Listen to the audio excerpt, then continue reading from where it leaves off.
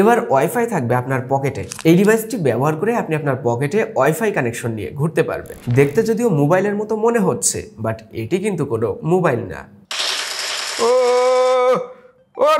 Net problem.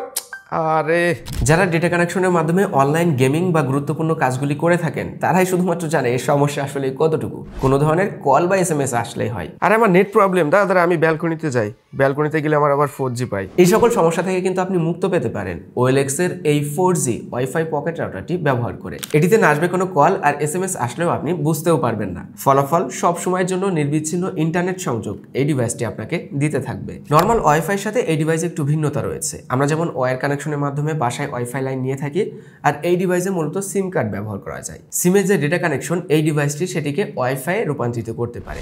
ফোনের হটস্পটের সাথে এই পকেট রাউটারের কিন্তু আকাশ পাতাল পার্থক্য রয়েছে। অনেকের রুমের বাইরে নেটওয়ার্কের অবস্থা ভালো, তো রুমের ভিতরে আসলে কান্নাকাটি শুরু হয়ে যায়। তো সেই ক্ষেত্রে এই ডিভাইসটি আপনি রুমের বাইরে বারান্দায় বা যে কোনো একটা সেফ জায়গায় রেখে দিন। রুমের ভিতরে এসে এই ডিভাইসের যে ওয়াইফাই সেটির সাথে আপনার মোবাইল, ল্যাপটপ বা কম্পিউটার বা আপনার ডিভাইসটাকে কানেক্ট করুন। এতে করে রুমের বাইরে যে স্ট্রং সিগন্যালটা সেটা কিন্তু এই ডিভাইস রিসিভ করে ওয়াইফাই এর মাধ্যমে আপনার ডিভাইসে পৌঁছে দিচ্ছে। আবার ফোনে তো আপনি একই সাথে অনেকগুলো ডিভাইস কানেক্ট করে ব্যবহার করে তো ফোনের অবস্থা খারাপ হয়ে যাবে। তো সেই ক্ষেত্রে এই ডিভাইসটা কিন্তু ডেডিকেটেড একটি ওয়াইফাই ডিভাইস হিসাবে আপনি ব্যবহার করতে পারবেন 24 ঘন্টা অন করে রেখেই। ওজনে হালকা, যে কোনো জায়গায় খুব সহজে ক্যারি করা যায়। উপরের দিকে একটি LCD ডিসপ্লে রাখা হয়েছে, যেখানে আপনারা বেশ কিছু গুরুত্বপূর্ণ বিষয় মনিটর করতে পারবেন। যেমন ওয়াইফাই কানেকশন কেমন পাওয়া যাচ্ছে, সিমের নেটওয়ার্ক কেমন পাওয়া যাচ্ছে, এই মুহূর্তে স্পিড কেমন পাচ্ছেন, কতজন কানেক্ট আছে। রাইট সাইডে দুইটা বাটন রাখা হয়েছে এবং এর নিচের দিকে রাখা হয়েছে একটি মাইক্রো USB পোর্ট। এর ব্যাক প্যানেলটি ডিটাচেবল, মানে খোলা যায়, যার নিচেই থাকবে ব্যাটারি। ব্যাটারিটি আপনারা বক্সের সাথেই পেয়ে যাবেন, যেটি কিনা একটানা 6 থেকে 8 ঘন্টা অবধি ব্যাটারি ব্যাকআপ দিতে সক্ষম। ব্যাটারির নিচের অংশে থাকবে একটি সিম স্লট এবং একটি মাইক্রো SD কার্ড স্লট। এই পকেট রাউটারে থাকবে 4G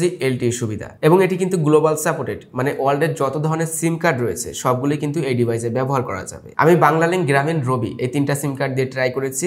একই সাথে 10টি ডিভাইস আপনি এটিতে কানেক্ট করতে পারবেন। তো চলুন এবার জানা যাক এই ডিভাইসটি আপনি কিভাবে সেট আপ করবেন। ডিভাইসটি কন্ট্রোল করার জন্য আপনাকে এর IP অ্যাড্রেস ব্যবহার করতে হবে। IP অ্যাড্রেস, ওয়াইফাই কি এবং ইউজার অ্যাডমিন পাসওয়ার্ডগুলি আপনি ডিভাইসের ব্যাক পার্টেই পেয়ে যাবেন। তারপর এখানে আপনাকে সিম কার্ড ইনস্টল করতে হবে। চাইলে একটা মাইক্রো SD কার্ড বা মেমোরি কার্ড ইনস্টল করতে পারেন। ব্যাটারি ইনস্টল করবেন, ব্যাক পার্টটা লাগানোর পরে ডিভাইসটা পাওয়ার অন করবেন। রাউটারটি অন হয়ে যাওয়ার পরে আপনি যে ডিভাইসে ওয়াইফাই ব্যবহার করবেন OLX 4G বলে একটি ওয়াইফাই নেটওয়ার্ক দেখতে পাবেন, সেটিতে আপনাকে কানেক্ট করতে হবে। পাসওয়ার্ড ডিভাইসের ব্যাক পার্টেই পেয়ে যাবেন, সেখান থেকে পাসওয়ার্ডটা কালেক্ট করে এন্টার করবেন। তো এবার আপনি ওয়াইফাইটা ইউজ করতে পারবেন। এরপরে যদি আপনি এই ডিভাইসটি কন্ট্রোল করতে যান বা আপনার সিম কার্ডের ইনফরমেশনগুলো, যেমন আপনি কিভাবে প্যাকেজ কিনবেন, ইন্টারনেট প্যাকেজগুলি বা যাবতীয় ওয়াইফাই সেটিং চেঞ্জ করার জন্য আপনাকে এর IP অ্যাড্রেস ব্যবহার করতে হবে। চলে যাবেন যে কোনো একটি ব্রাউজারে, দেন এর IP অ্যাড্রেসটি টাইপ করবেন। এন্টার করার পরে এখানে আপনাকে পাসওয়ার্ড দিতে হবে অ্যাডমিন, ছোট হাতের অক্ষর ADMIN। লগ ইন করার পরে এর কন্ট্রোল প্যানেলটি ওপেন হবে, যেখান থেকে আপনি সম্পূর্ণ রাউটারটি কন্ট্রোল করতে পারবেন এবং সকল কাস্টমাইজেশন অপশনগুলো আপনি এখানে পেয়ে যাবেন। সিম কার্ড না খুলে আপনি যদি কোনো ইন্টারনেট প্যাকেজ ক্রয় করতে চান তাহলে চলে যেতে হবে USSD অপশনে। এখান থেকে কোড ডায়াল করে আপনি ইন্টারনেট প্যাকেজ ক্রয় করতে পারবেন। SMS অপশন থেকেও কিন্তু এই সুবিধা রয়েছে। এবার আমরা জানবো মেমোরি কার্ডের কাজটা আসলে কি। আপনি এই ডিভাইসে যে মেমোরি কার্ড ব্যবহার করবেন তার স্টোরেজটা অনলাইন ক্লাউড স্টোরেজ হিসাবে আপনি ব্যবহার করতে পারবেন। সেই মেমোরি কার্ডের সম্পূর্ণ অ্যাক্সেস, ফাইল ম্যানেজমেন্ট আপনি যে ডিভাইসে ওয়াইফাইটি কানেক্ট করবেন সেই ডিভাইসের মাধ্যমেই করতে পারবেন। এখন এই ডিভাইসটি আসলে কারা কিনবেন? আমরা যারা প্রতিনিয়ত অনলাইনে গেমিং করে থাকি, অনলাইনে আমাদের গুরুত্বপূর্ণ কাজগুলো করতে হয়, অফিসিয়াল কাজগুলো কমপ্লিট করতে হয়, বাট আমাদের এলাকাতে বা আমাদের এরিয়ার ভিতরে দেখা যাচ্ছে ব্রডব্যান্ড ওয়াইফাই সংযোগ নেই। আপনি যখন সিম ডেটা কানেকশনের মাধ্যমে ইন্টারনেট ব্যবহার করছেন, তাহলে এই ডিভাইসটি আপনি ডেডিকেটেড একটি ওয়াইফাই ডিভাইস হিসাবে আপনার বাসাতে রাখতে পারেন। তাছাড়া যারা ট্রাভেলিং করেন, বন্ধু বান্ধব একসাথে ঘুরতে যান অনেক জায়গায়, তাদের জন্য কিন্তু অনেক সময় ওয়াইফাইয়ের প্রয়োজন আবশ্যক। একটা জিনিস দেখবেন, আপনি যখন সিমের মাধ্যমে ডিরেক্ট ফোনে গেম খেলবেন, ফোন অনেক বেশি গরম হবে, আর গরম হলে তো গেমে ল্যাগ দিবেই। আর আপনি যখন ওয়াইফাই দিয়ে গেম খেলবেন তখন কিন্তু গরমও কম হয়, গেমে কিন্তু ল্যাগও কম থাকে।